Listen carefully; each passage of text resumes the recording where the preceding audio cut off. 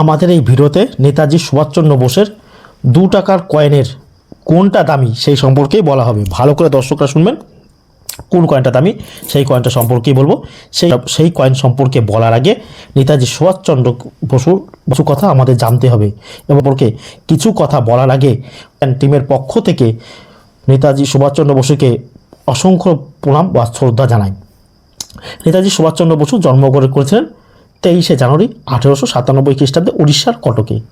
ছোটবেলা থেকেই ছিলেন প্রচণ্ড মেধাবী, ইংরেজ বিরোধী।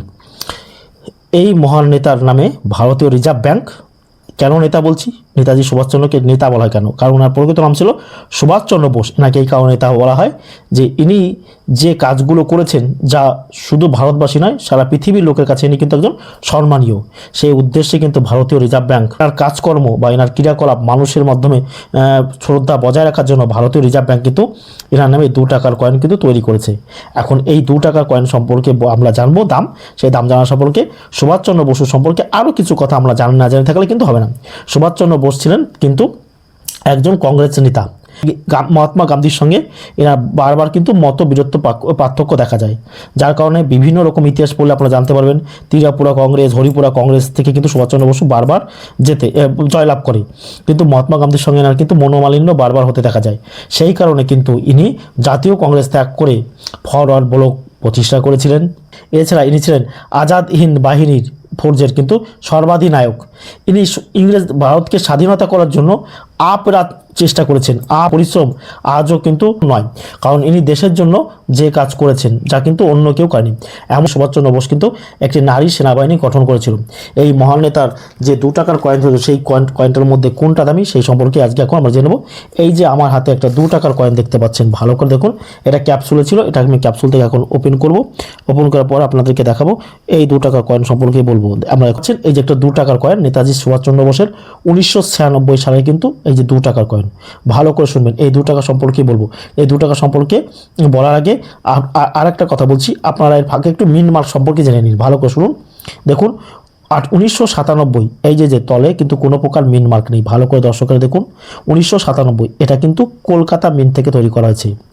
তারপরে দেখুন এই যে ওটা রয়েছে 1997 যে স্টার দেখতে পাচ্ছেন আপনারা, এটা কিন্তু হায়দ্রাবাদ মিন্ট থেকে করা হয়েছে। অর্থাৎ আজকে কিন্তু মিনমার্কটাও আপনারা জেনে নিন, এর ফাঁকে স্টার থাকলে, সালের নিচে কিন্তু স্টার থাকলে বা তারাকা থাকলে সেটা হচ্ছে হায়দ্রাবাদ মিন্ট, আর কিছু না থাকলে সেটা কিন্তু কলকাতা মিন্ট। ভালো করে আপনারা দর্শকরা লক্ষ্য করবে, সেটা কিন্তু কিছু না থাকলে সেটা কিন্তু কলকাতা মিন্ট। এই যে দেখুন, এখন আজকের বিষয় আমাদের এই কথা নয়। এই 1997 সালে 2 টাকার কয়েনগুলো কিন্তু সব মিন্টে আমরা পাই, 4টে মিন্টে পাই, অর্থাৎ কলকাতা, হায়দ্রাবাদ, বোম্বাই আর নয়ডা, প্রতিটা টাকশাল থেকে কিন্তু তৈরি করা হয়। এইগুলো কিন্তু কমন কয়েন, এইগুলো কমন। আচ্ছা, তাহলে 1996 কলকাতা মিন্টের এই কয়েনটা এত দামি কেন, একটু ভালো করে গুরুত্বকারে আমার এই কথাগুলো একটু শুনুন। তার আগে আপনারা দেখছেন কয়েন জ্ঞান চ্যানেল। ভিডিওটি ভালো লাগলে অবশ্যই আমার চ্যানেলটা সাবস্ক্রাইব করবেন।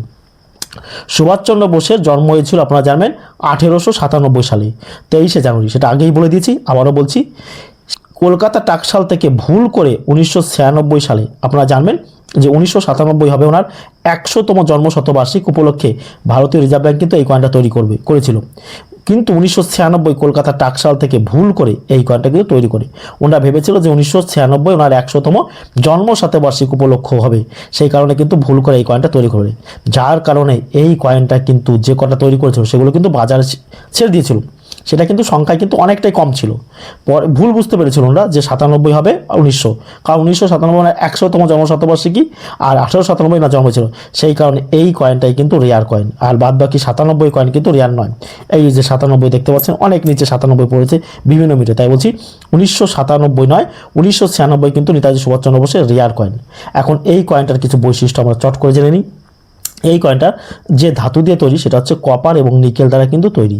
এই কয়েনটা ভালো করে আপনারা দেখবেন, এবং এই কয়েনটার ওজন হচ্ছে 6 গ্রাম, সাইজ কিন্তু 26 mm, এখান থেকে 26 mm, আর এটা কিন্তু রাউন্ড বা গোলাকার নয়। এটা কীরকম আছে শুনুন, শেপটা হচ্ছে 11 সাইডেড, অর্থাৎ 11টা খাঁজ কাটা, যে দেখতে পাচ্ছি এখানে 11টা খাঁজ কাটা রয়েছে এই কয়েনটার। এখন এই কয়েনটার কিছু বৈশিষ্ট্য আমরা জেনে নিই, তার আগে কিন্তু ভিডিওতে অবশ্যই একটা লাইক দেবেন। এইদিকে আমরা কি লিখতে পাচ্ছি, রুপিয়ে ভারত হিন্দির দেবনাগরী অক্ষরে লেখা হয়েছে সুন্দর করে, আর এদিকে লেখা আছে ইন্ডিয়া রুপিস, এটা কিন্তু ইংলিশে। আর এই জায়গায় অশোকের স্তম্ভ, আর তার নিচে সত্যমের জয়তে, আর এখানে লেখা আছে 2, বড় করে ইংলিশে 2 রয়েছে।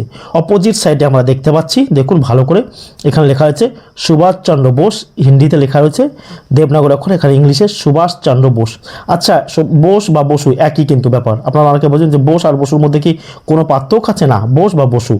আর জন্মসাথী 1996 সেনেটারি, এই দেখতে পাচ্ছেন 1996 অর্থাৎ 1996, এটা কিন্তু ভুল করে অর্থাৎ মিসপ্রিন্টিং হয়েছে এই কয়েনটা, কারণ 1997 না হবে 100তম জন্মশতবার্ষিকী, এটাও কিন্তু 1996 করে ফেলেছে। আর এই যে বুস্ট অফ নেতাজি সুভাষচন্দ্র বোসের কিন্তু এই যে আবক্ষ আপনারা দেখতে পাচ্ছেন, নেতাজি সুভাষচন্দ্রের কিন্তু আবক্ষ। এখন 1997 সালে কিন্তু এই কয়েনটা দামি নয়, এটা কিন্তু কমন, এইটা কিন্তু দামি। এখন আপনাদের অনেকের কাছে এই ধরনের কয়েন আছে, এই ধরনের কয়েন যদি আপনাদের কাছে থাকে, আপনারা আমাদের কাছে এই কয়েনগুলো বিক্রি হতে। এখন দাম কী আছে? অনেকে দাম নিয়ে কিন্তু চিন্তা ভাবনা করছে যে দাম কী হতে পারে। এই কয়েনটার দাম ফাইন কন্ডিশন এই কয়েনটার দাম আছে 3000 টাকা, ভেরি ফাইন কন্ডিশনে এই কয়েনটার দাম আছে 5000 টাকা, এক্সট্রা ফাইন কন্ডিশনে এই কয়েনটার দাম আছে 6000 টাকা, ইউএনসি কন্ডিশনে এই কয়েনটার বর্তমান দাম আছে 15 থেকে 20,000 টাকা। এই যে 1996 সালে 2 টাকার কয়েন নেতাজি সুভাষচন্দ্র বোসের, আপনারা এই কয়েনটা যদি ইউএনসি কন্ডিশন থাকে তাহলে 15 থেকে 20,000 টাকা আপনার পেতে।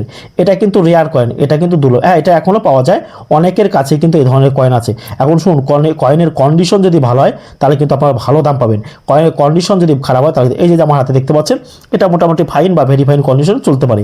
এই ধরনের কয়েন আপনারা আমাদের কাছে বিক্রি করতে পারেন। এখন ইউএনসি কন্ডিশন মানে থাকবেন একেবারে নতুনের মতন দেখায়।